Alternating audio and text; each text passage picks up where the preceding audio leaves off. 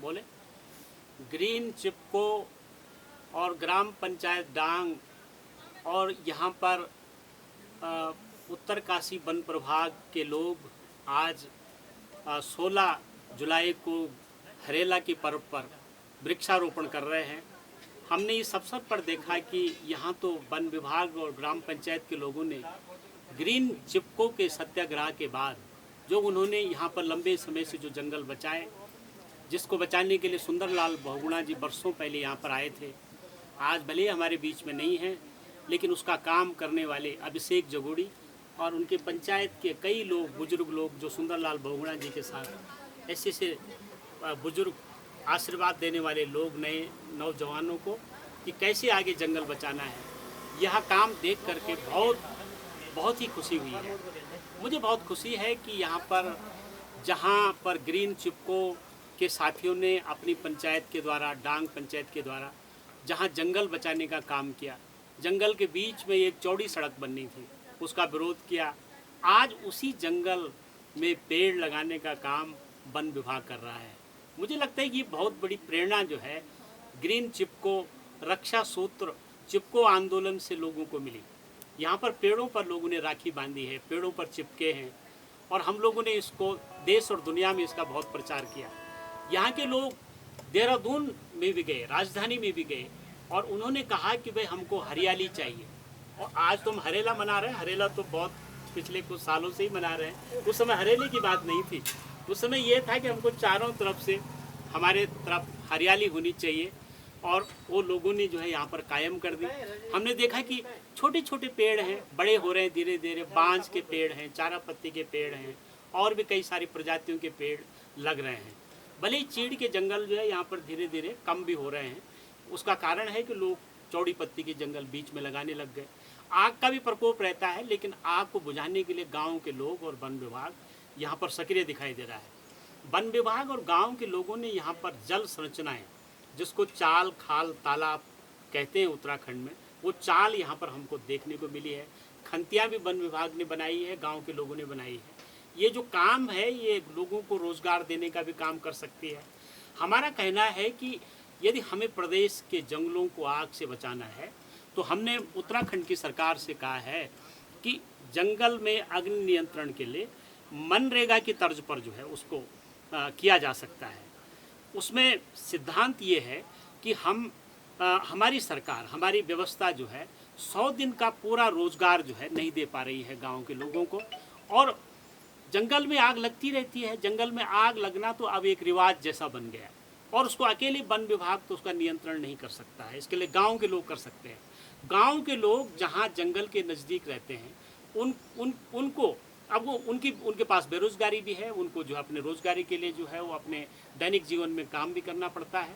यदि उनको मनरेगा से जोड़ दिया जाए तो वो जंगल में जा कर के अग्नि नियंत्रण का भी काम करेंगे, गड्ढे भी खोदेंगे, तालाब भी बनाएंगे, खंतियाँ भी बनाएंगे और सीजन पर पेड़ भी लगाएंगे, बरसात के समय पेड़ भी लगाएंगे, हरेला पर्व भी मनाएंगे और बड़ी संख्या में लोग जुड़ेंगे। लेकिन उनको रोजगार चाहिए, तो 50 दिन का रोजगार तो जंगल के साथ रह करके, जंगल के साथ एक सहजीवन जैसा जीवन जी करके जो गांव के लोग पुरातन तरीके से जी रहे हैं उसको फिर से जो है पुनर्जीवित करने की ज़रूरत है।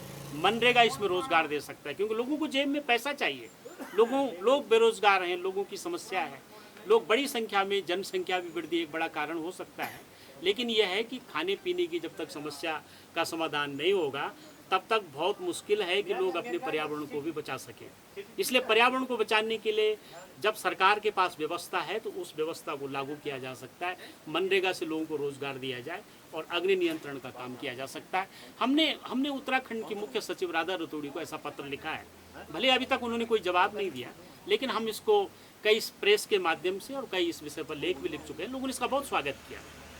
आज तो मैं बहुत खुशी हूँ मुझे कि यहाँ पर नौजवान साथियों ने डांग गांव में, उत्तरकाशी जिले का बहुत महत्वपूर्ण गांव है, क्रांतिकारी गांव है। यहाँ पर NIM निम भी है, नेहरू इंस्टीट्यूट ऑफ माउंटेनियरिंग जैसा केंद्र यहाँ पर है, देश का, दुनिया का जाना माना केंद्र है, और उसके नज़दीक डांग गांव बसा हुआ है।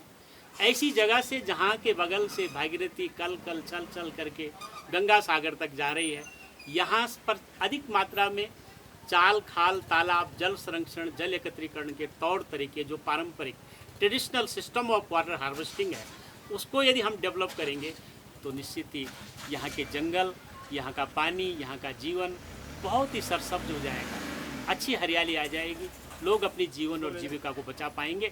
क्योंकि जलवायु संकट इतना तेज़ी से बढ़ रहा है कि हमने देखा कि जून के महीने, पिछले जो गत महीना जो जून गया, उसमें 15 दिन ऐसे थे दुनिया में कि जब लोग 50 साल से ऊपर उम्र के लोग तो महसूस कर रहे थे कि अभी मौत होती है कि तभी होती है। वो 15 दिन अभी भी इतनी गर्मी महसूस हुई कि अब प्राण जाने वाले हैं, तब प्राण जाने वाले हैं। ऐसी स्थिति दोबारा ना आए। यदि हमको जलवायु अनुकूल जीवन जीना है तो हमको हरियाली चाहिए, हमको पानी चाहिए, क्योंकि 2021 में कहते हैं कि पानी ढूंढना पड़ेगा। तो यदि लोग ऐसे करेंगे तो पानी ढूंढने की ज़रूरत नहीं पड़ेगी। प्रत्येक गांव अपने पानी को इकट्ठा करें, अपने जंगल को बचाएं, वन विभाग, राज समाज मिलकर के जो है ऐसा उदाहरण हम प्रस्तुत कर सकते हैं जैसा डांग गांव में। आजकल सुरेश भाई क्या कर रहे हैं पर्यावरण के क्षेत्र में, कुछ नया? आप क्योंकि बहुत लंबे समय से जुड़े हुए हैं पर्यावरण के क्षेत्र में, तो आजकल हमारा काम है कि जहाँ जहाँ पर हरे पेड़ों का कटान विकास के नाम पर हो रहा है, हम राज्य सरकार को कह रहे हैं कि भाई न्यूनतम स्तर पर पेड़ों को काट करके भी सड़कें बन सकती है, जल परियोजनाएं बन सकती है, और भी कई सारी नहरें आ सकती है, बिजली के तार खींचे जा सकते हैं जंगल के बीच में, और जंगल भी बचाए जा सकते हैं।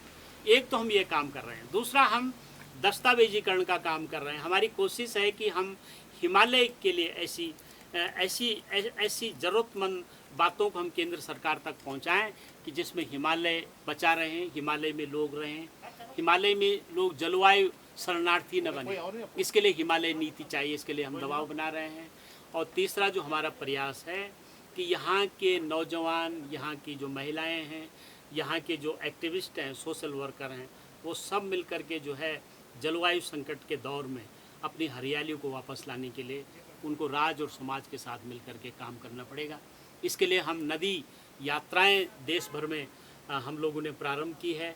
इसके लिए हम लोगों ने जो है जगह जगह हमारे कई साथी हैं जो कि यात्रा करते हैं और उसको हम प्रसारित करने का काम करते रहते हैं। इस दौर में खास करके इसकी ज़रूरत भी है। धन्यवाद।